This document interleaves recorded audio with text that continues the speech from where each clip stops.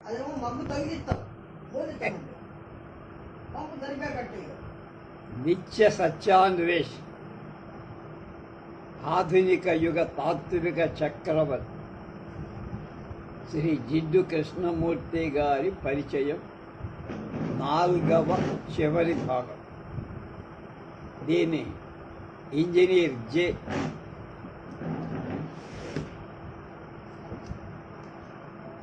రఘుపతిరావు గారు రాశారు. జిడ్డు కృష్ణమూర్తి గారి జీవితం అద్భుతం, ఎందరికో స్పందన ఇచ్చింది, తెలుసుకోతగింది.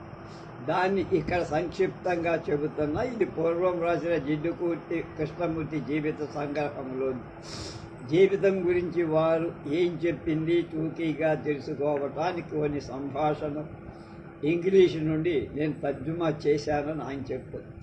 తారా సంస్థను రద్దు చేసేటప్పుడు చేసిన ప్రసంగం పూర్తి పాఠం కూడా ఇచ్చారు. బ్లాక్వుడ్ పార్కులో చేసిన ఆత్మ పరిశీలన ప్రసంగం, ఐక్యరాజ్య సమితిలో ఇచ్చిన సందేశం, తానే స్వయంగా వ్రాసిన ప్రవచన సారం ఇందులో ఉన్నది. వీటిని బట్టి కృష్ణజీ తత్వం కొంతవరకు అర్థమవుతుంది. కృష్ణజీ పుస్తకాల నుండి కొన్ని అద్భుత వాక్యాలు ఏరి అనుబంధంలో చేర్చారు. ఇది వరకు కృష్ణ సూక్తంగా ప్రకటింపబడిన 116 సూక్తులు కూడా అనుబంధంలో చేర్చారు. నాకు కూడా కృష్ణమూర్తి గారి ఒక పుస్తకం మంత్లీ వచ్చేది. మొదట్లో ఇంగ్లీష్లో, తర్వాత కావాలంటే తెలుగులో కూడా పంపిస్తామంటే తెలుగులో దాదాపు 10 ఏళ్ళు వచ్చింది. ఆ తర్వాత నేనేం చందా కట్టకుండా ఫ్రీగానే వచ్చేది, తర్వాత ఆగిపోయింది. సరళమైన జీవనం, లోతైన మానవతా విలువ, గంభీరమైన అంతరంగ చైతన్యం, నిత్య అనుభూతిలోకి రావటమే జీవిత సార్థకం. అది కృష్ణజీ జీవితంలో, ప్రవచనంలో పుష్కలం. మతం పేరుతో, వ్రతం పేరుతో, వేదాంతం పేరుతో, సిద్ధాంతం పేరుతో, కుల, గణ, జాతి, నీతి, స్టేటు, ఓటు, దేశం పేరుతో అతలాకుతలమైపోయితోంది సమాజం.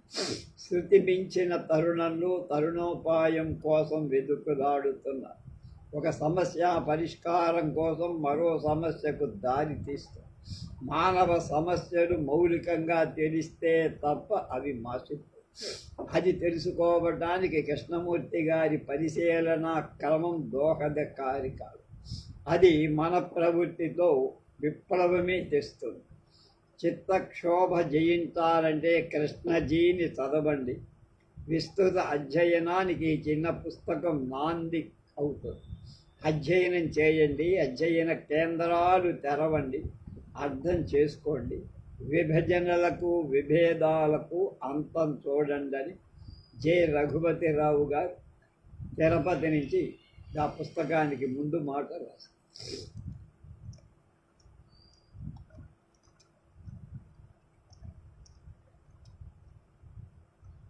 అతడే జిడ్డు కృష్ణమూర్తి అనేటువంటి ఒక కవి.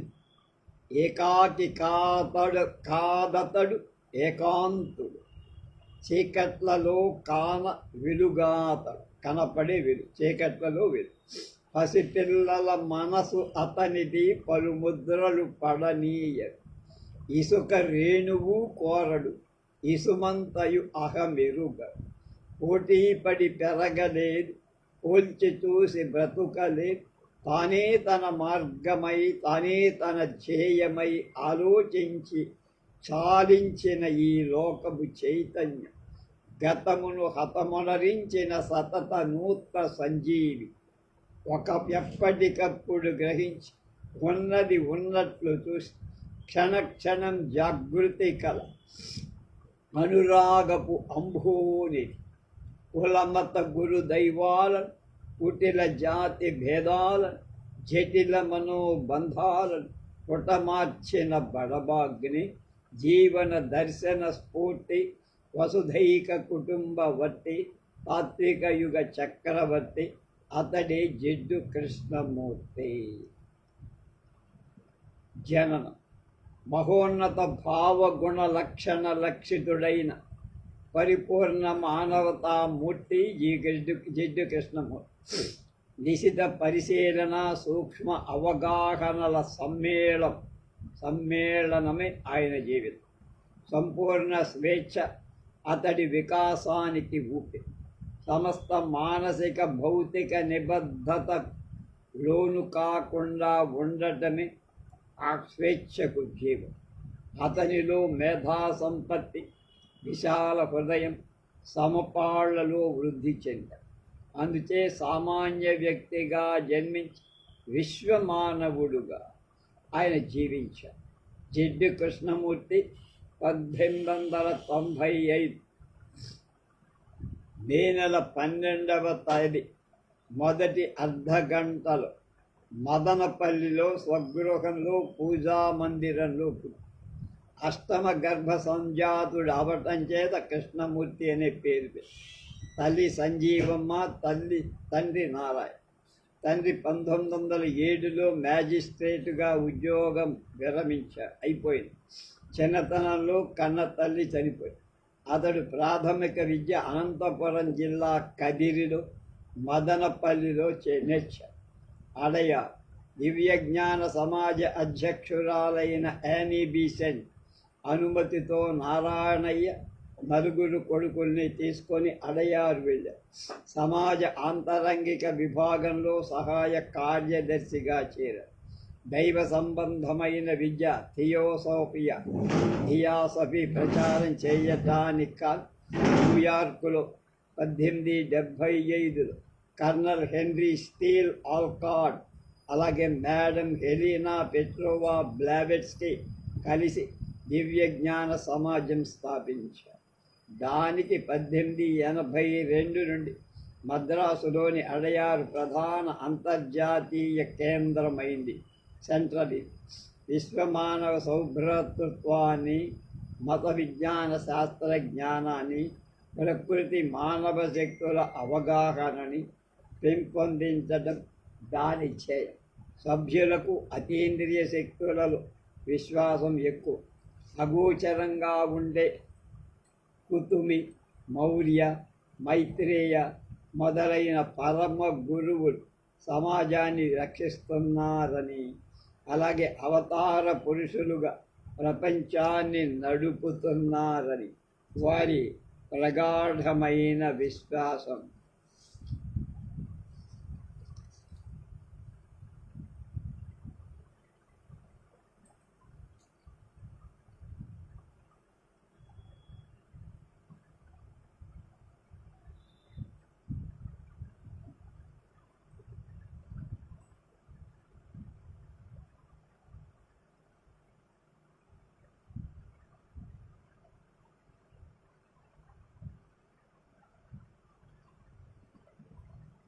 ఆంగ్లేయుడు, ఆకర్షణీయుడు అయిన Leadbeater, bishop Charles Webster Leadbeater అనే ప్రసిద్ధి చెందినటువంటి సభ్యుడు ఈ అతీంద్రియ విశ్వాస వర్గంలో ప్రముఖ.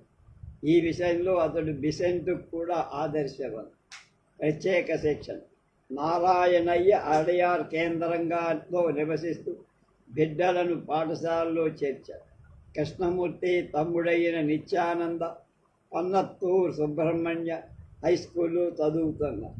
కృష్ణ పరధ్యానంగా ప్రకృతి అవలోకనంలో ఉండి చదువులో మందకొడిగా ఉండటంతో ఉపాధ్యాయులు కఠినంగా కొడుతూ బయట నిలబెడుతూ ఉండేవి. ఇంటికి వచ్చినప్పుడు అడయార్ కేంద్ర విశాల ప్రదేశంలో ఆడుకుంటూ ఉండేవారు. ఒకరోజు ఇసుక తిన్నెలపై తిరుగాడుతున్న కృష్ణమూర్తి నిత్యానందల లెడ్బీటర్ చూసి ఆకర్షితుడై కృష్ణమూర్తిలో విశ్వగురువు కాగల విశ్వమానవుడి లక్షణాలున్నాయని గుర్తించాడు. మైత్రేయ ప్రభు ప్రవేశించటానికి అతడి దేహం అనువైందని భావించి అతని గత జన్మ వృత్తాంతాలను వివరించి వ్రాశారు. అతడికి ఆల్కియోన్ కృత్తికా కాంతి పుంజం అని కొత్త పేరు పెట్టారు. ఆల్కియోన్ అని పేరు. యానీ బీసెంట్ సహకారంతో నారాయణయ్యను ఒప్పించి కృష్ణా నిత్యలను సమాజంలోని పూర్తిగా భోజన నివాస శిక్షణ వసతులు కల్పించి లెడ్ బీటర్ ప్రత్యేక విద్య నేర్పుతున్నారు. సామాన్య విద్యకై ప్రైవేటుగా సమర్థులైన సభ్యులను శిక్షకులుగా ఏర్పాటు చేశారు. లెడ్ బీటర్ ఎక్కువ కాలం కృష్ణతో ఒంటరిగా గడిపేవారు. ఆంతరింగక దివ్య శిక్షణకై సూక్ష్మ శరీరాలతో పరమ గురువుల కుతుమి మైత్రేయుల వద్దకు తీసుకొని వెడుతున్నారు. శరీర ఆరోగ్యానికి తోడగానే ఉండి తోడ్పడుతుంది. స్నానపానాదులు చేయటంలో, దుస్తులు ధరించడంలో, వ్యాయామ శిక్షణలో అతి సన్నిహితంగా ఉండి శ్రద్ధగా శిక్షణ ఇస్తుంది. లెడ్ బీటర్ కృష్ణలు ఒంటరిగా అర్ధనగ్నంగా ఉండటంలో అనుమానాలు చెలరేగాయి. పైగా పిల్లలలో లైంగిక దురభ్యాసాలు ప్రోత్సహిస్తాడని, వాళ్లతో అశ్లీలంగా ప్రవర్తిస్తాడని లెడ్ బీటర్పై అపవాదులు అంతకు ముందు నుండి వస్తున్నాయి. బిసెంట్కు సమవయస్కుడైన లెడ్ బీటర్ వయస్సు అప్పటికి 62. కృష్ణజీ వయస్సు 14. ఆ అపోహల ప్రచారం చాలా కాలం సాగింది. తన బిడ్డలను లెడ్ బీటర్ నుండి తప్పించమని నారాయణయ్య కోరారు. యానీ బిసెంట్ ఉపాయంగా బిడ్డలను దత్తత తీసుకొని విద్య కోసం ఇంగ్లాండ్ పంపి అక్కడ కూడా లెడ్ బీటరే వచ్చారు. బిడ్డను అప్పచెప్పమని నారాయణయ్య యానీ బిసెంట్పై మద్రాసు కోర్టులో దావా వేసి బిడ్డలు కోర్టు స్వాధీనంలో ఉండేట్లు తీర్పు అయ్యి ఆమె లండన్ ప్రివీ కౌన్సిల్లో పిటిషన్ పెట్టారు. విచారణ సమయానికి పిల్లలు దాదాపు మేజర్లు అయిపోయారు. బిడ్డల అభిష్టం మేరకు వాళ్ళు బిసెంట్తోనే ఉండేటట్లుగా మద్రాసు తీర్పు అమలు పరచడానికి వీలు కాదని ప్రివీ కౌన్సిల్ వెల్లడి చేసింది. ఇంగ్లండ్లో అధ్యాభ్యాసం. అప్పటి నుండి అన్నదమ్ములు పూర్తిగా బిసెంట్ ఆదరాభిమానాలతో నిరాఘాటంగా నిశ్చింతగా ఐరోపాలో విద్యాభ్యాసం చేస్తున్నారు. ఇండియా వైస్రాయ్ అయిన లిట్టన్ దొర కూతురు, ఢిల్లీ ఆర్కిటెక్ట్ అయిన ఎడ్విన్ లథ్యన్స్ భార్య, సమాజ సభ్యురాలు అయిన లేడీ ఎమిలీ కృష్ణమూర్తికి అత్యంత అభిమానురాలై, ఆత్మీయురాలై బాలకృష్ణుని యశోదలాలించినట్లు పోషించినట్లు కృష్ణను ఎమిలి ఆదరించి సేవించి నిర్మల హృదయులైన స్త్రీ పురుషులందరితో, వారి కుటుంబ సభ్యులందరితో కృష్ణ ప్రేమ పాత్రంగా కలిసిపోయాడు. అలాగే ఫ్రెంచి వారైన మేడం మ్యాంజియర్ని ఉణిబీకులతో కూడా సన్నిహితుడయ్యారు. వారితో పాటు ఇంకా అనేక మంది వ్యక్తులు కృష్ణ విద్యాశిక్షణ, దీక్షా శిక్షణ, విశ్రాంతి, యాత్రా శిబిరాలకు హాజరయ్యేవారు. వారికి అతడు అప్పుడప్పుడు ధర్మ ప్రబోధం చేస్తూ ఉండేవాడు. నిత్యానంద మీద కృష్ణ ఎక్కువగా ఆధారపడేవారు. ఇద్దరు కడుగు పేకల్లాగా కలిసిపోయారు. నిత్య విద్యలో చురుకుగా ఉండి లండన్ మెట్రిక్ పరీక్షలు పాస్ అయి లా చదువుతున్నాడు. కృష్ణ మెట్రిక్ పరీక్షలు 3 సార్లు తప్పాడు. దాంతో బిసెంట్ సలహాపై ప్యారిస్ వెళ్ళి ఫ్రెంచి భాష నేర్చారు. ఇంతలో లండన్లో ఉన్న నిత్యకు క్షయవ్యాధి సోకు. కృష్ణ అతన్ని ప్యారిస్ తప్పించుకొని చికిత్స చేయించాడు. వ్యాధి తగ్గుముఖం పట్టే. లెడ్ బీటర్ సిడ్నీలో చర్చి బిషప్గా ఉంటూనే దివ్యజ్ఞాన సమాజ కార్యక్రమాలు నిర్వహించేవారు. అక్కడి సమాజ వార్షికోత్సవాలకు యానీ బిసెంట్ ఆదేశాన్ని అనుసరించి అన్నదమ్ములిద్దరూ సిడ్నీ వెళ్ళారు. ఆ చర్చిలో అట్టహాసపు ఆడంబర ఆరాధన వ్యవహారాలు కృష్ణమూర్తికి ఏమాత్రం నచ్చల. సమావేశం తరువాత నిత్యానందన్ డాక్టర్ పరీక్ష చేసి 2 ఊపిరితిత్తులు దెబ్బతిన్నాయని చెప్పి అందుచే అతన్ని సమశీతోష్ణ వాతావరణం కల స్విట్జర్లాండ్కి తరలించాలి అన్నారు. స్విట్జర్లాండ్కి చేరే ముందు ఒహైలోయ కాలిఫోర్నియాలో ఉంది. కొంతకాలం ఉంటే ఆరోగ్యం వృద్ధి చెందుతుందని మిత్రుడు వేరింగ్టన్ సలహా ఇచ్చారు. అక్కడ ఒక ఇల్లు కూడా కుదిర్చారు. అందుచేత మిత్రుడితో సహా అన్నదమ్ములిద్దరూ ఓహాయి చేరారు. ఓహాయి అనేది అమెరికాలో ఒక చోట కూడా.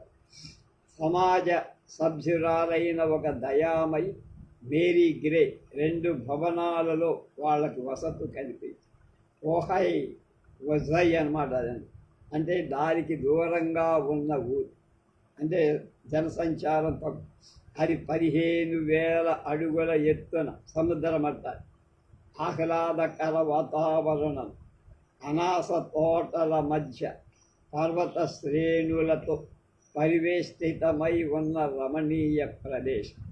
లాస్ ఏంజల్స్కు 80 మైళ్ళ దూరంలో ఉత్తరంలో ఉంది. నిత్యానంద చికిత్స పొందుతూ విశ్రాంతిగా ఉన్నారు. కృష్ణ ధ్యానాదులు చేస్తూ ప్రశాంతంగా ఉంది. పరస్పర సహకారంతో పనిపాట్లు పరిచర్యలు చేసుకుంటూ అనువుగా కాలం అన్నదమ్ములిద్దరూ గడుపు. అక్కడ కృష్ణమూర్తికి ఒక విధమైన అనుభూతి 1923లో మొదలయ్యాయి. వెన్నెముక, మెడ, తలలలో తీవ్రమైన నొప్పి కలిగే, కలవరించడం, సేవ చేస్తున్న వాళ్ళని తనను ముట్టుకోవద్దని నెట్టేయడం, అమ్మా అని అరవటం చేసేవాడు. ఆవేదనతో 2 రోజులు అలా గడిచి అతని వద్ద నిత్యకు సేవ చేస్తున్న ఒక అమెరికన్ యువతి రోజలిన్, మిత్రుడు వారింగ్టన్ మాత్రమే ఉన్నారు. ఇప్పుడు ఆయనలో వచ్చిన పరివర్తన మార్పు. ఆగస్టు 17 అది 3వ రోజు, సరిగ్గా 100 ఏళ్ల క్రితం జరిగింది. ఆవేదన ప్రక్రియ ఎక్కువైపోయి ఆ స్థితిలో అతన్ని ఎదురుగా ఉన్న పెప్పర్ వృక్షం కిందకి తీసుకువెళ్ళమని వారింగ్టన్ చెప్పారు. కృష్ణమూర్తి వెళ్ళి కూర్చున్నారు. ఆనాడు ఏదో అద్భుతం జరుగుతుందని మిగతా వాళ్ళంతా వరండాలు ఎదురు చూస్తారు. పెప్పర్ చెట్టు పొడుగాటి ఆకులతో, పసుపు పచ్చ పూలతో, గుమాయించే సుగంధంతో, కలకలం చేసే పులుగులతో నిండి ఉంది. నీడ బాగా ఇస్తుంది. కృష్ణ పద్మాసనాసీనుడిగా ఉన్నాడు. అపస్మారక స్థితిలో ఉన్నాడు. కాస్త తెలివి రాగానే వణికిపోతున్నాడు. ఏదో సణుగుతున్నాడు. మాట లోపల్లోంచి బయటికి తెగలటం లేదు. ఓపిక తెచ్చుకొని ఆరాధనా శ్లోకాలు ఉచ్చరించి తక్షణం మౌనం పొందారు. బహిర్గతంగా ఆవేదన చెందుతున్నాడు. అంతర్గతంగా అనుభూతులు చెందుతున్నట్టున్నాడు. అవేవో అతడికే తెలియాలి. కొంతసేపటికి మెల్లగా లేచి ఎక్కడా చప్పులు కాకుండా అడుగులు వేస్తూ వచ్చి రోజలిండి ఏదో తన్మయతలో ఆమె లేచి అడుగో వస్తున్నారు. ధవళకాంతితో వస్తున్నారు. మీరు చూశారా? అతడు బుద్ధుడు అని కుర్చీలో కూలబడింది. ఆ మీదట ఏం జరిగిందో ఆమెకే తెలియదు.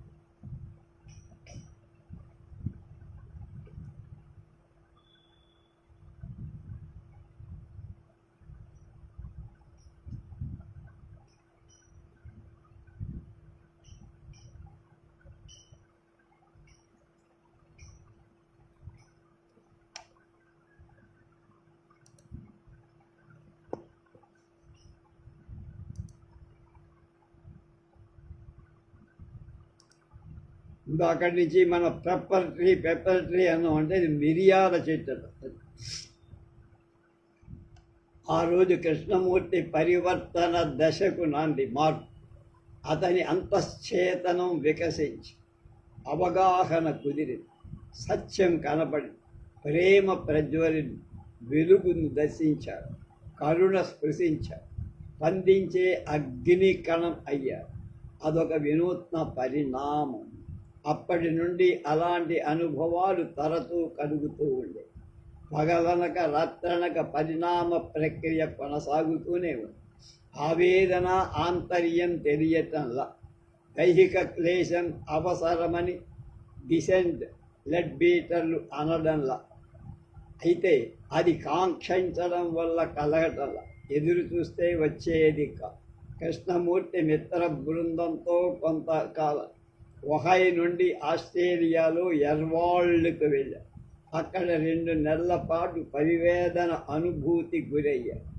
ఒక రోజున అది పరాకాష్ఠకు పొందింది. అగ్ని లాంటి బాధ వెన్నుపూసలో మొదలై మెడలోకి చేరి, బాధతో కూడిన జ్వాల 2గా చీలి తలకు ఇరువైపులా ప్రాకి భృకుటిలో కలిసిపోయి కృష్ణమూర్తి స్పృహ కోల్పోయి బుద్ధుడి దర్శనమయ్యి పరివర్తన స్థిరపడి దానికి అనుగుణ్యమైన సందేశం చివరి రోజున మైత్రేయ ప్రభువు అందించాడు. ఇవాళే రాసే మైత్రేయ ప్రభువు ఎవరంటారు. అప్పటి నుండి కృష్ణమూర్తిలో నిశ్చలత, గాంభీర్యం, తేజస్సు, దీక్ష, విశాల దృక్పథం, విడుదల శక్తి కొట్టవచ్చినట్టు పెరిగాయి. అనుయాయులు, అభిమానులు, మిత్రుడు అతన్ని కృష్ణజీ అని పిలవటం మొదలు. ఆ తర్వాత ఒహైలో తాముంటున్న 2 భవనాలు కొనేసి చుట్టూ కొన్ని ఎకరాల భూమిని సేకరించి సోదరుల ట్రస్ట్ అనే దానికి దఖలుపరిచి దానికి ఆర్య విహార్ అనే పేరు పెట్టారు. తమ్ముడి మరణం, కాలం అనుభూతులతో ప్రవచనాలతో ప్రశాంతంగా గడుస్తుంది. అడయార్లో స్వర్ణోత్సవ మహాసదస్సుకు హాజరు కమ్మని యానీ బిసెంట్ వర్తమానం పట్టు. నిత్యానందకు ప్రాణాపాయం ఉండదని పరమ గురువులు హామీ ఇచ్చారని ఇందాక చెప్పేమో మైత్రేయి, ఇట్లా 3 ఉన్నారు. వాళ్ళు ఉందని ఒక అభిప్రాయం కలిగించి అమ్మ మాట విని గురువులపై భారం వేసి నిత్యానంద సేవకు రోజులండును భారతీయ మిత్రుడైన డి రాజగోపాలాచార్యను నియమించి కృష్ణజీ బయలుదేరి ఇండియా వచ్చాడు. లండన్లో బిసెంట్ని కలిశాడు. వాళ్ళతో పాటు శివరావు తదితరులు ఉన్నారు. అందరూ ఓడలో ప్రయాణమయ్యారు. నౌకాయానంలో రోమ్ దగ్గర ఉండగానే నిత్యానంద ఆరోగ్యం క్షీణిస్తోందని 2 టెలిగ్రాములు వచ్చాయి. రోమ్ దాటాక 1925 నవంబర్ 12 ఆయన తమ్ముడు నిత్యానంద మరణించినట్టు 3వసారి టెలిగ్రాములు. అది విన్న కృష్ణజీ చాలా ఖిన్నుడైపోయాడు. పరమ గురువులు చెప్పిందంత అబద్ధమని తెలిసి గురువులపై విశ్వాసం చెదిరిపోయి హృదయం బద్దలైపోయి గొంతు మోగపోయి ఆవేదన అమితమై నిత్యకై అంగలార్చాడు. నిత్యకై అంటే తమ్ముడు కూడా. నిద్రలో మూలిగాడు, తెలుగులో మొరబెట్టుకున్నాడు. పడక నుండి లేవనే లేదు, ఎవ్వరితో మాట్లాడు. అలా 10 రోజులు గడిపి చూసేవాడు అవిసిపోయాడు, విభ్రాంతి చెందారు, ఆందోళన పడి ఓడ కొలంబో చేరింది. దుఃఖాన్ని దిగమింగటానికి కృష్ణజీ పిడికిలి బిగించారు. జీవితాన్ని ఎదుర్కోవటానికి సిద్ధపడ్డారు. శక్తి పుంజుకోవటానికి ప్రయత్నించి మెల్లగా మాట్లాడి ముఖంలో మార్పు వచ్చింది. నిత్య తనలో కలిసిపోయినట్టు, తాను ద్విగుణీకృత శక్తివంతుడైనట్టు ప్రకటించాడు. స్థిరుడు అయ్యాడు. ప్రపంచ బోధకుడు కృష్ణమూర్తి కొలంబో నుండి అడయార్ చేరి స్వర్ణోత్సవ సభలో 1925 నూతన భావాలతో ప్రసంగించాడు. పూర్వం నుండి ఉన్న ఆధ్యాత్మిక విధానాలకు విరుద్ధంగా మార్పు కోరారు. ప్రపంచ బోధకుడు ఉదయించాడని యానీ బిసెంట్ ప్రకటించి లెడ్ బీటర్ అభ్యంతరం చెప్పాలి.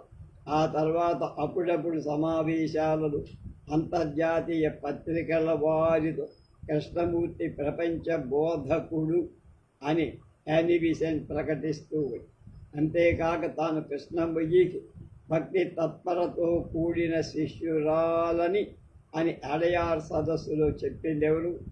Annie Besant. అయితే జార్జ్ అరండేల్ మొదలైన వాడు కొందరు ఆమె అభిప్రాయాలకు అభ్యంతరాలు చెప్పి కృష్ణమూర్తిని ఎవరు నమ్మల పరిచారు. యానీ బిసెంట్ లెడ్బీటర్లు ఆశించిన పద్ధతిలో కృష్ణమూర్తి విశ్వగురువు కాల. సమస్త విశ్వాసాల సర్వ విధానాల సకల సంస్థలను ప్రశ్నించారు. అవేవి సత్యాన్ని నిరూపించలేవని, వాటి వల్ల సత్య దర్శనం కలగదని చెప్పి, అంతేకాక 18 సంవత్సరాలు తనను పెద్ద చేసి తనకై ప్రచారం చేసిన ప్రాక్ తారా పరిషత్తులు యానీ సమక్షంలో ఉమెన్ పేరోలగన్లు 1929 ఆగస్టు 3న ఆయన రద్దు చేసేశారు. దానికి సంబంధించిన కోట్ల విలువ గల ఆస్తిపాస్తులు దాతలకు తిరిగి ఇచ్చేశారు. తర్వాత దివ్యజ్ఞాన సమాజ సభ్యత్వాన్ని రాజీనామా చేశారు. దివ్యజ్ఞాన సమాజం ఒక పుస్తకం ప్రకటించింది. అది చాలా చినుగులు పడి ముడతలు పడి నా దత్తుగారి దగ్గర నుంచి అక్కడి నుంచి ఉంది.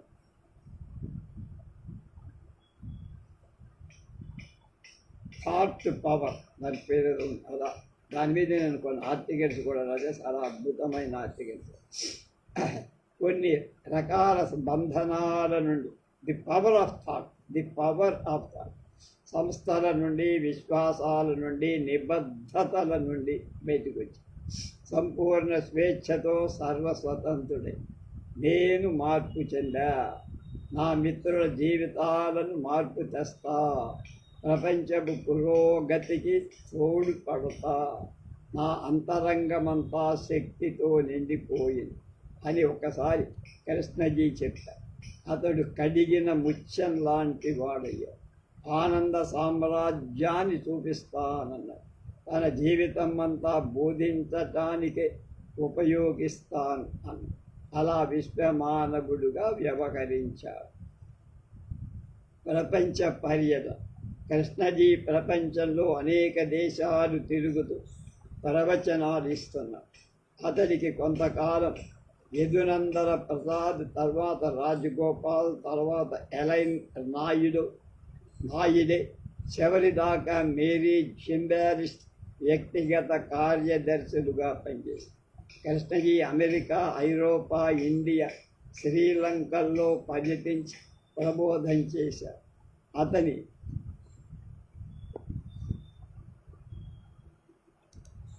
విప్లవాత్మక భావాలకు అనుగుణంగా ఇండియాలో మద్రాస్లో ఋషివాలి అంటే అక్కడుంది మదనపల్లికి పైన, రాజ్ఘాట్, కాశీ, బొంబాయి, బెంగుళూరు, ఇంగ్లాండ్, బ్లాక్వుడ్లో, కాలిఫోర్నియాలో, ఒహైలో పాఠశాలలు ఏర్పడ్డాయి. ఆయా పాఠశాలలో కూడా ప్రతి సంవత్సరం సమావేశాల్లో ఆయన మాట్లాడేవారు. పాఠశాల విద్యార్థులకు ఉత్తరాలు రాసేవారు. మొదట కృష్ణమూర్తి పుస్తక ప్రచురణ సంస్థ పబ్లికేషన్ ఒకటి ఏర్పడింది. తర్వాత కృష్ణమూర్తి ఫౌండేషన్ ఏర్పడింది. అతడి ప్రసంగాలు వీడియో, ఆడియో క్యాసెట్ పుస్తక రూపాల్లో వస్తున్నాయి. అమెరికాలో పుస్తక ప్రచురణ సంస్థ నిర్వహిస్తున్న ప్రియతమ మిత్రుడైన డి రాజగోపాలాచార్యతో ఆయనకు ఒక వివాదం రగడ. రాజగోపాల్ సర్వాధికారం చెలాయిస్తుంది. ప్రయాణ ఖర్చులకే కాక ప్రతి విషయంలోనూ కృష్ణజీ అతనికి లోపడేటట్టు చేసుకుంటున్నాడు. అందుకే విరాళ దాతల ఒత్తిడి వల్ల కృష్ణజీ అతనితో 6 ఏళ్ళు కోర్టు వ్యవహారం యాజమాన్య భాగస్వామ్యం పొంది పుస్తక ఆదాయం, మరికొంత ఆస్తి ఫౌండేషన్కు, కృష్ణమూర్తి ఫౌండేషన్కు దక్కేట్లు చేశారు. ఆ విధంగా వివాదం పరిష్కారమైంది. ఈ తరగత జరుగుతున్నంతకాలం అతడు రాజగోపాల్ ఔదార్యంతో, ప్రేమతో, నిర్వైరంగా, నిశ్చలంగా మెలిగాడు. కృష్ణజీ ప్రపంచ పర్యటనల సందర్భంగా ప్రసిద్ధ పురుషులైన రాబిన్సన్, జాఫర్నన్, రోమాలాండ్, అంటాయిన్ బర్టలే, ఆల్డస్ హక్స్లే, డాక్టర్ బూమ్, జవహర్లాల్ నెహ్రూ, ఇందిరా గాంధీ, మొదలైన వాళ్ళతో బాగా సన్నిహితుడయ్యారు. వాళ్ళకి మిక్కిలి రీతి పాత్రుడు కూడా అయ్యారు.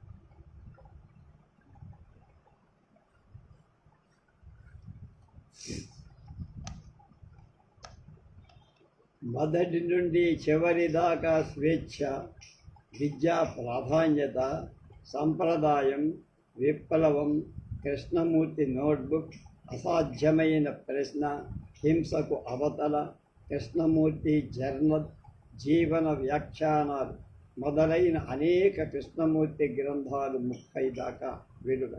ప్రబోధాంశాల సార్ ఉన్నది ఉన్నట్లుగా, లేనిది లేనట్లుగా గ్రహించటం సత్యం. ఎప్పటికప్పుడు హృదయపూర్వకంగా గ్రహించబడేదే సత్యం. సత్యం పొందాలేని ప్రదేశం, దానికి మార్గం లేదు. అది శాశ్వతం కాదు, అశాశ్వతం. నేను దేన్ని నమ్మకం చాలా ప్రమాదం. నేను మీ జీవితాలకు అద్దం లాంటి వాడు. మీ జీవితాలను ఆ అద్దంలో చూసుకొని దాన్ని పారేసుకోవచ్చు. విజ్ఞాన శాస్త్రం కానీ మానవ శాస్త్రం కానీ అనుభవం నుండి పుట్టింది. ఆలోచించేవాడే ఆ విజ్ఞానం, ఆలోచన జ్ఞానంతో సబ్మెరీన్ను సృష్టించినట్లే దేవుణ్ణి కూడా సృష్టించి. చావంటే ఏమిటి? అంటి పట్టుకున్న వాటినన్నిటినీ విడిపించుకోవటం. గత విస్మరణతో దేనిని అంటిపెట్టుకోకుండా జీవించటమే. అంటే గతించిన దాంతో సంబంధం లేకుండా జీవిస్తూ మరణించడం. కనిపెట్టడం వేరు, సృష్టించటం వేరు. కనిపెట్టడం జ్ఞానం మీద ఆధారపడి, సృష్టించడం పరిపూర్ణమైన శక్తి. అది ఒకదాన్ని చంపితే మరొకటి బతుకుతుంది. అదే జీవితానికి ఆది మొదలు, అదే సృష్టికి మూలం. అది అద్భుతం. ధ్యానం అంటే డిసిప్లిన్ కాదు, క్రమశిక్షణ కాదు. కొలమానంతో కోరికలతో లభించేది ధ్యానం కాదు. అది ఏకాంతానికి సంబంధించి. అది అద్భుత భావనాశక్తి. ఏకాంతం వేరు, ఏకాకితనం వేరు. అనగా ఎప్పుడు ఎన్నుకోని ఎరుకతో జీవించాలి. అంటే మనకేవి తెలియనటువంటి ఒక జ్ఞానంతో జీవించాలి. అదే నిత్య జాగృతి. అంతిమ దర్శనం. కృష్ణమూర్తి 1886 జనవరి 4 మద్రాసు వసంత విహారులో మరణం. ధ్యానం గురించి ప్రసంగిస్తూ ఇదే నేను మాట్లాడే చివరి సంభాషణ అని చెప్పారు. చివరిలో కొద్దిసేపు శ్రోతలతో మౌనంగా కూర్చున్నాడు. జనవరి 10న బయలుదేరి కాలిఫోర్నియా వెళ్ళారు. ఆరోగ్య పరీక్షలో కాలేయంలో క్యాన్సర్ గడ్డ ఉందని, అది తీవ్ర పరిణామం చెందిందని వైద్యులు ఖాయం చేసి చరమాంక స్థితుడై ఉన్నట్టు, అంటే చివరి రోజుల్లో చెప్పారు. సమాప్తి కాల నిర్ణయం కూడా ఆయనే చేసుకున్నారు. 30వ తేదీ జనవరి ఆసుపత్రి నుండి ఓహై కాటేజీకి తిరిగి వెళ్ళారు. అంతర్జాతీయ ఫౌండేషన్ ప్రతినిధులు 8 మంది ఆయన చుట్టూ ఉన్నారు. ఇది నా అంతిమ దర్శనం. నన్నొక దైవాంశ సంభూతుని చెయ్యకని. నాకెవ్వరూ భక్తులు లేరు. నాకు స్మారక మందిరాలు, దేవాలయాలు వద్దు. వాటికి భిన్నంగా చేస్తేనే నా బోధనలు వృధా అవుతాయి. అది నేను చెప్పిన దానికి వ్యతిరేకంగా అలా చేస్తే వృధా. జీవితంలో ఎల్లప్పుడూ పరిశుభ్రంగా ఉన్న తన దేహాన్ని మరణానంతరం స్నానం చేయించి సామాన్య శుభ్ర వస్త్రంతో చుట్టి కట్టెలాగా అగ్నికి ఆహుతి చెయ్యమని చెప్పి ప్రార్థనలు, ఆరాధనలు, ప్రసంగాలు, ప్రజా ప్రదర్శనాలు వద్దన్నారు. తనుత్యాగం. అది ఆదివారం సాయంత్రం ఫిబ్రవరి 16 పరివర్తనకు నాంది పలికిన చైతన్య వృక్షమైన మిరియాల చెట్టు కిందకి కృష్ణజీవిని ఆయన కోర్చి మీద తీసుకొని వెళ్ళారు. అలా ఆ రోజునే ఆయనకి జ్ఞానోదయం. పద్మాసనాసీనుడై ధ్యాన నిమగ్నుడయ్యారు. అర్ధగంట సేపు సంధ్యావిహారం, ప్రకృతి తాదాత్మ్యం పూర్తి చేశారు. తిరిగి వచ్చారు. ఇది దుఃఖించాల్సింది కాదు, అందరూ వెళ్ళి నిద్రపోండి అని చెప్పారు. రాత్రి యథావిధిగా నిద్రలోకి జారుకున్నారు. అర్ధరాత్రి దాటింది కానీ శ్వాస మాత్రం లేదు. నిత్య చైతన్యుడు నిద్రలోకి జారిపోయి నిద్ర సుషుప్తినిచ్చింది. సుషుప్తి నిశ్చలత పొందింది. అది నిశ్చల, నిరీహ, నిర్మల, నిరంజన, తురీయ స్థితి. అప్పటికి 17వ తేదీ వచ్చింది. అది అడయార్ రోజు కూడా అవటం ఆశ్చర్యకరం. అంటే అడయార్ ఆవిర్భవించిన రోజు ఆయన చనిపోయాడు. కృష్ణమూర్తి భౌతిక కాయం మృత్యు శకటంపై శ్మశాన స్థలికి పోతున్నప్పుడు వి ఆకారంలో బాతులు చుట్టి వేశాయి. వి ఆకారం బాతులు వచ్చాయి. మేఘాలు, గిరులు, లోయలు కమ్మేశాయి.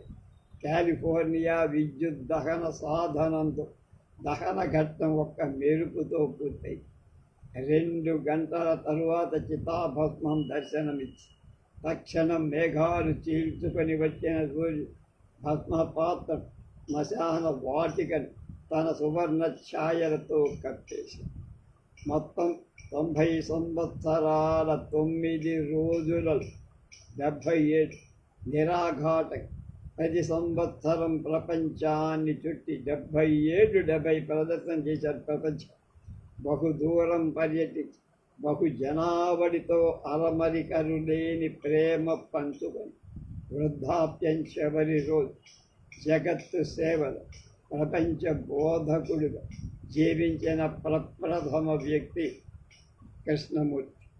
అతడు కనుమరుగైన ప్రవచనాల ద్వారా లోక అవగాహనలు వెలుగై ఉంది. అతడి తుది పలుకులు మనకి తొలి పలుకులు అవగాహన. ఆ సభలో ఆయన ఏం చెప్పాడు? సత్యానికి మార్గమంటూ లేదు. సత్యం పంథా లేని ప్రదేశం, మార్గం లేని ప్రదేశం. ఏ మార్గం ద్వారా కానీ, ఏ మతం ద్వారా కానీ, ఏ శాఖ ద్వారా కానీ సత్యాన్ని పొందలేదు. పూర్తిగా దీనికి కట్టుబడి ఉన్నాను నేను. సత్యం హద్దులకు, నిబద్ధతలకు లోనవ్వదు. కనుక అది సంస్థాగతం కాకూడదు. ఒక ప్రత్యేక పంథాను బట్టి పొమ్మని ఏ ఒక్క సంఘం ప్రజల్ని ఒత్తిడి చెయ్యకూడదు. అది గ్రహిస్తే ఒక నమ్మకాన్ని సంఘపరం చేయటం అసాధ్యమని మనకి తేలుతుంది. విశ్వాసం కేవలం వ్యక్తిగతమై దాన్ని మీరు సంస్థాగతం చెయ్యరాదు కూడా. చేస్తే అది శవనం, అంటే శవలాగా మారిపోదు. అంటే దాంతో చైతన్యం అది గడ్డగడ్డు. అంతేకాక అది ఒక విభాగము, ఒక శాఖ, ఒక మతము అయిపో ఇతరుడు నెత్తి మీద దాన్ని రుద్దినట్లయితే. సత్యానికి మార్గం లేదు. Truth is a pathless land. 1911 Annie Besant led మీటర్లు కలిపి the order of the star on the east అనే ప్రాగ్దిక్ తార పరిషత్తు స్థాపించి 16 ఏళ్ల కృష్ణమూర్తిని దానికి అధిపతిని చేసి కృష్ణమూర్తి ప్రపంచ బోధకుడు కానున్నాడని చాటి చెప్పడం వాళ్ళ బుద్ధి. కానీ కృష్ణమూర్తి పరివర్తన చెందిన తర్వాత దాన్ని రద్దు చేశారు. మిక్కిలి విలువైన ఆస్తులన్నీ దాతలకు ఇచ్చేసి ఆనాడు ఒక మహాప్రసంగం చేశాడు. దాని పూర్తి భాగం అది ఇవాళకి బాగానే సరిపోతుంది. 1929 ఆగస్టు 3వ తేదీ యామెన్ హాలెండ్ పరిషత్తు వార్షిక సభ ప్రారంభమైన 2వ రోజు సభ వాతావరణం ఉద్విగ్నంగా రాబోయే మార్పుకు అందరూ ఆందోళన చెందుతున్నారు. యానీ బిసెంట్ కూడా శ్రోతల్లో ఉంది. 3000కు పైగా సభ్యులు హాజరయ్యారు. వేలాది డచ్చి జనుడు రేడియోలో కృష్ణమూర్తి ప్రసంగం వింటున్నారు. ఈనాటి ఉదయం మనం తారా పరిషత్తు రద్దుపరచటం గురించి చర్చించబోతాం. ఇందుకు చాలామంది ఆహ్లాదపడతారు, కొంతమంది విచారపడతారు. కానీ ఇది సంతోషించే విషయం కాదు, విచారపడాల్సింది కాదు. ఎందుకంటే ఇది తప్పదు వివరిస్తుంది. ఈ కథ మీకు జ్ఞాపకం ఉండే ఉంటుంది. ఒక దెయ్యం ఒక మిత్రుడు వీధిలో నడుస్తున్నాడు. వాళ్ళ ముందు ఒక పెద్ద మనిషి పెడుతున్నాడు. అతడు వంగి నేల నుండి ఏదో తీశాడు. దాని వంక చూశాడు, జేబులో పెట్టుకున్నాడు. ఏమిటి అతడు ఏరుకుంది అని ఒక మిత్రుడు దెయ్యాన్నాడు. ఒక సత్యం ముక్కను తీసుకున్నట్టున్నాడు అన్నాడు. దెయ్యం చెప్పి, అయితే నీకది చెడు అవుతుంది కదా అన్నాడు. ఓ కానీ కాదు, దానిపై ఒక సంస్థను నెలకొల్పనిస్తాను అని ఆ దెయ్యం. అంటే సంస్థ పుట్టిందంటే అందులో సత్యం లేదని అర్థం. సత్యం మార్గం లేని క్షేత్రం, పంధా లేని ప్రదేశం. నేను అలా పరిగణిస్తున్నాను. ఏ మార్గం ద్వారా కాదు, ఏ మతం ద్వారా కాదు, ఏ శాఖ ద్వారా కాదు, సత్యం దగ్గరికి రాదు, దాని దగ్గరికి వెళ్ళదు. ఇది నా పూర్తి దృక్పథం, పూర్ణ దృక్పథం. పూర్తిగా బేషరతుగా దాన్ని నేను అంటిపెట్టుగా. సత్యం అనేది బౌండ్లెస్, అవధి లేదు, కట్టుబడనిది, దేనికి అది తగులుకో. ఏ దారి ద్వారా కూడా అది చేరరాని. అందుచే అది వ్యవస్థీకృతం కాదు. దానికై ఒక ప్రత్యేక మార్గం తీసుకొని పొమ్మనటానికి, ఒత్తిడి చేయటానికి ఎలాంటి సంస్థ కూడా నిర్మించబడకూడదు. అది ముందు అర్థమైతే ఒక నమ్మకాన్ని సంఘీకృతం చేయటం ఎంత అసాధ్యమో మనం గమనిస్తాం. నమ్మకం కేవలం వ్యక్తిగతమై, దాన్ని మీరు సంస్థాగతం చేయకూడదు, చెయ్యలేదు, చెయ్యరాదు. అలా చేస్తే విశ్వాసం శవం ఘనీభవిస్తుంది. ఒక శాఖగాను, ఒక విభాగంగాను, మతంగాను మారిపోయి ఇతరులపై రుద్దడానికి ప్రయత్నిస్తుంది.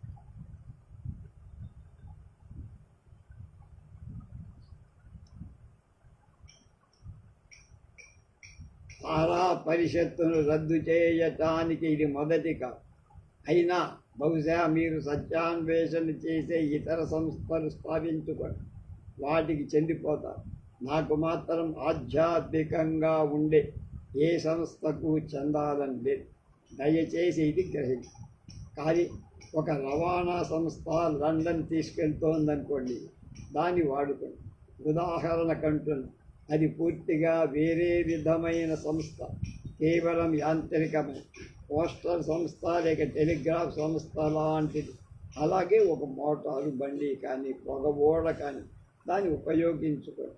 అవన్నీ భౌతిక యంత్రం, ఆధ్యాత్మిక స్వభావంతో ఏమాత్రం సంబంధం లేదు. కనుక ఏ సంస్థ కూడా మనిషిని ఆధ్యాత్మికత తీసుకొని వెళ్ళలేదు అని మళ్ళీ చెప్తాం.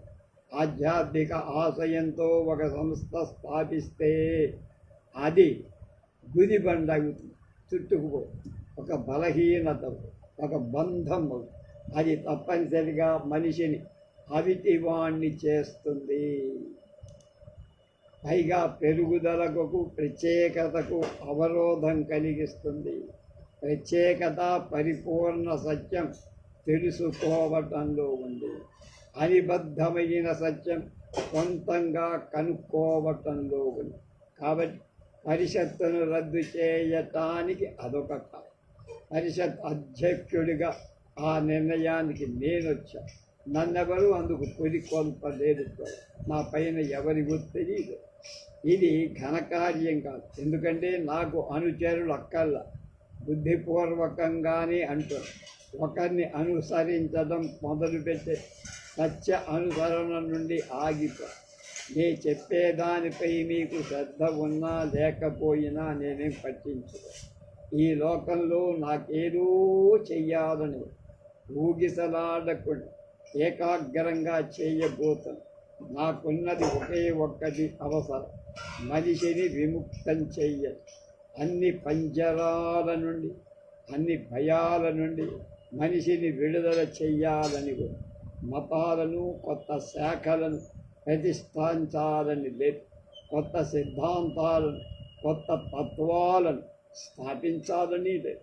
అయితే నేనెందుకు ఎడతెరిపి లేకుండా ప్రపంచాన్ని చుట్టి తిరుగుతున్నానని సహజంగా మీరు ఒక ప్రశ్న వేస్తారు. ఏ కారణం వల్ల నేను ఇది చేస్తున్నానో మీకు చెప్తాను. ఒక అనుసరణ కావాలని కాదు, ఒక ప్రత్యేక శిష్యవర్గాన్ని ఆశించి కాదు.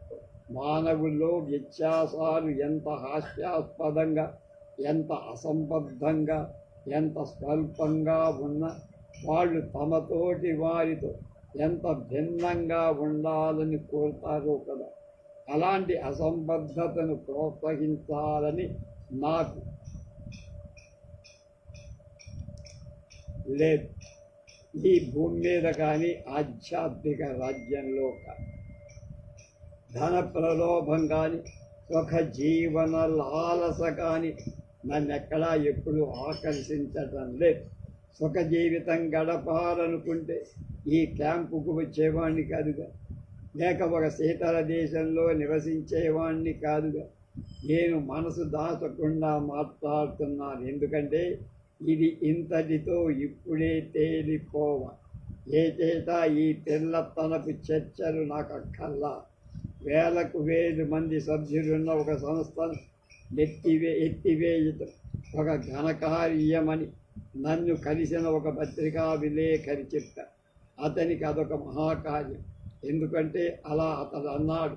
తర్వాత ఏం చేస్తారు, ఎలా బతుకుతారు, మీకు అనుచరులు ఉండరు, జనం మీ మాట వినరు, జీవించేవాడు శాశ్వతం అన్నాడు. జీవించేవాళ్ళు శాశ్వతత్వం వైపు ఉన్ముఖులైన వాడు 5 మంది ఉన్నారు సార్. అర్థం చేసుకోనేవాళ్ళు కోనివాడు, పూర్తి పక్షపాతంతో ఉండి పైకి పరిమళించేవాడు, కొత్తదనం కోరనివాడు, తమ నిష్ఫలత్వానికి అనుగుణంగా కొత్తదాన్ని మరచుకోడుకునేవాడు. స్తంభించిపోయిన జీవుడు వేలాది మంది ఉన్న వాళ్ళ వల్ల ప్రయోజనం లేదు. కనుక నేను ఘాటుగా మాట్లాడితే దయచేసి అపార్థం చేసుకో. నిర్దయగా మాట్లాడటం కాదు. శస్త్రచికిత్సకని సర్జన్ దగ్గరికి వెళ్తే బాధ కలిగించిన అతడు ఆపరేషన్ చేసేది దయతోనే కదా.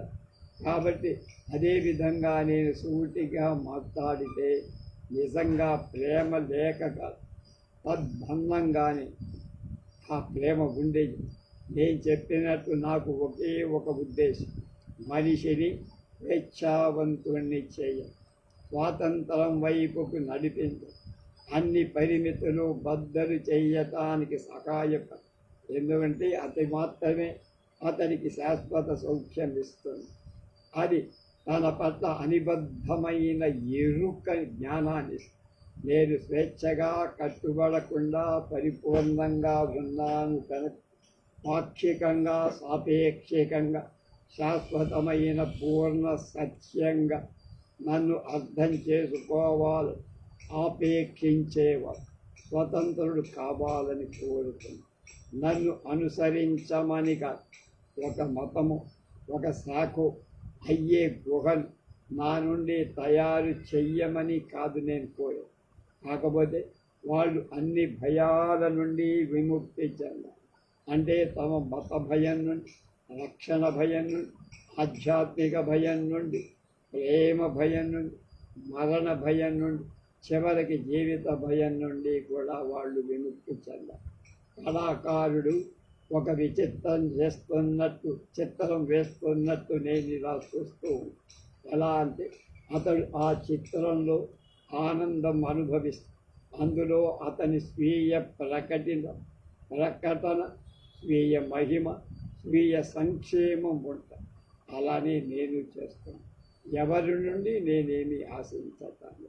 మీరు అధికారానికి అలవాటు పడ్డా, నేను అధికార వాతావరణానికి అలవాటు పడ్డా లేక అది ఆధ్యాత్మిక దారి తీస్తుందని అనుకుంటా. ఇతరులు తన అసాధారణ శక్తుల ద్వారా, మహిమ ద్వారా సౌఖ్యమనే శాశ్వత సామ్రాజ్య రాజ్యాన్ని రవాణా చేస్తాడని అనుకుంటా, ఆశిస్తుంది. జీవితం పట్ల మీ దృక్పథమంతా ఆ అధికారం మీదే ఆధారపడి. నేను చెప్పింది ఇప్పటికి 3 ఏళ్ల నుండి వింటున్నారు. ఏ కొద్ది మందితో తప్ప మిగతా వారిలో ఏ మార్పు రాదు. నేను చెప్తుంది ఇప్పుడు విశ్లేషించండి, విమర్శించండి. తద్వారా సంపూర్ణంగా సమూలంగా అర్థం చేసుకోవచ్చు. ఆధ్యాత్మికతకు దారి తీసేందు అధికారానికి ఎదురు చూసిన ఆ అధికారం చుట్టూ మీరు ఒక సంఘాన్ని యాంత్రికంగా నిర్మాణం చేయటానికి బద్ధులైపో. ఆధ్యాత్మికతకు దారి తీస్తుందని ఈ అధికారానికి సహాయపడటానికి చేసే సంఘ నిర్మాణం ద్వారానే ఒక గూటిలో ఇరుక్కుపోతుంది. నేను నిర్మోహమాటంగా మాట్లాడితే నేను అలాగే చేస్తా. దయచేసి గుర్తుంచుకోండి. అది కాఠిన్యం వల్ల మాట్లాడటం కాదు, క్రూరత్వం వల్ల కాదు, నా ఉద్దేశపు అభినివేశం వల్ల కాదు. మరెందుకంటే నేను చెప్పేది మీరు అర్థం చేసుకోవాలని మాత్రం. ఆ కారణం వల్లనే మీరు ఇక్కడున్నారు. నా దృక్పథం స్పష్టంగా నిర్ణయాత్మకంగా వివరించకపోతే కాలం వృధా అయిపోయింది. ఈ సంఘటన నిమిత్తం ప్రపంచ బోధకుడి రాక కోసం 18 ఏళ్ల నుంచి తయారవుతున్నారు. 18 ఏళ్ల పాటు సమీకృతమయ్యారు. మీ హృదయాలకు, మనస్సులకు నూతన ఉత్సాహం ఇచ్చేవాడి కోసం, మీ మొత్తం జీవితం మార్పు చేసేవాడి కోసం, నూతన అవగాహన ఇచ్చేవాడి కోసం, నూతన ప్రోత్సాహం ఇచ్చేవాడి కోసం. ఆ నమ్మకం ఏ మార్పు తెచ్చిందో చూడండి. బ్యాడ్జీలు ధరించడంలో ఉంటే పైనే మార్పు, లోపల రాదు. అది అసంబద్ధం. ఆ నమ్మకం ఏ విధంగానైనా జీవితంలో అనవసర విషయాలను తుడి చేసిందేమో ఒక్కసారి చూసుకోండి. తీర్పు చెప్పడానికి అదొకటే మాట. మీరు మరింత స్వేచ్ఛ, ఘనత పొందారేమో చూడండి. అసత్యంపై నిలిచిన సంఘాన్ని ఎప్పుడైనా ఎదుర్కొన్నారు? అనవసరమైన వాటిపై ఆధారపడ్డ ప్రతి సమాజానికి మీరంటే ప్రమాదకరంగా ఉందా లేదా? తారాపల్లి సభ్యులుగా మీరేమైనా వేరుగా ఉన్నారా లేదా ఆలోచన. ముందు చెప్పినట్టు మీరు నా గురించి 18 ఏళ్ల నుండి తయారవుతాను. నేను ప్రపంచ బోధకుడిని అయ్యాను కాలేదు అనే విషయంలో మీ నమ్మకంతో నాకేం పర్లేదు. అది అప్రధానం. కృష్ణమూర్తి ప్రపంచ బోధకుడని మీరు తారా పరిషత్తుకు చెందిన వారుగా పాక్షికంగా పూర్తిగాను సానుభూతి శక్తి అందించి నిజంగా అన్వేషించిన వారు, పూర్తిగా అర్ధసత్యాలతో తృప్తి పడ్డవారు పాక్షికంగా సానుభూతి చూపారు. మీరు 18 ఏళ్ల నుండి తయారవుతున్నారు. అర్థం చేసుకునే మార్గంలో ఎన్ని కష్టాలున్నాయి, ఎన్ని సంకీర్ణాలు, ఎన్ని స్వల్ప విషయాలున్నాయో చూడండి. మీ పాక్షికతలు, మీ భయాలు, మీ అధికారాలు, మీ చర్చలు కొత్తవి అవన్నీ అవగాహనకు అవరోధమని నేను అనుకో. ఇంతకంటే నన్ను నేను కష్టపరచుకోలే. నాతో అంగీకరించమని మిమ్మల్ని బలవంత పెట్టను కోరు. నన్ను అనుసరించమని కూడా కోరు. అర్థం చేసుకోమని కోరు. ఈ అవగాహన అవసరం. ఎందుకంటే మీ నమ్మకం మిమ్మల్ని మార్చకపో, సంక్లిష్టపరచు. ఉన్నవి ఉన్నట్లుగా చూడటానికి మీరు ఒప్పుకో. మీ దేవుళ్ళు మీకు కావాలి. పాత దేవుళ్లకు బదులు కొత్త దేవుడు, పాత మతాలకు బదులు కొత్త మతం. కనుక ఇదంతా ఒక భూమిలో మీరు చెక్కిపోతున్నారు. అలా చేయటం నాకు ఇష్టం లేదు. ఇంకా సంఘ నిర్మాణం ఎందుకు? మూర్తీభివంచన సత్యమైన నన్ను అబద్ధీకులు వంచకులు అనుసరించడం మీద దయచేసి గుర్తించుకో. నేనేదో కఠినంగా నిర్దయగా చెప్పాలి. మనం ఒక పరిస్థితిలోకి వచ్చాం. ఆ స్థితిలో ఉన్నవి ఉన్నట్లుగా చూడాల్సిన అవసరం. కాబట్టి నేను ఆత్మ అవినీతిమయం కాకుండా ఉండటమే ఆధ్యాత్మికత అని చెప్తున్నాను. సంస్థలు మిమ్మల్ని స్వతంత్రులను చెయ్యలేవు. బయట నుండి ఏ మనిషి స్వేచ్ఛ మీకు ఇవ్వలేదు. కాబట్టి బయటి సహాయానికి ఎదురు చూస్తూ మీ హాయికి, సౌఖ్యానికి, బలానికి ఇతరులపై ఆధారపడి మీరు కట్టిన నిర్మాణం ఎంత అసంబద్ధమైందో మీకే తెలుసు. ఒక్కసారి ఆలోచించండి. అదే నేను కోరేది.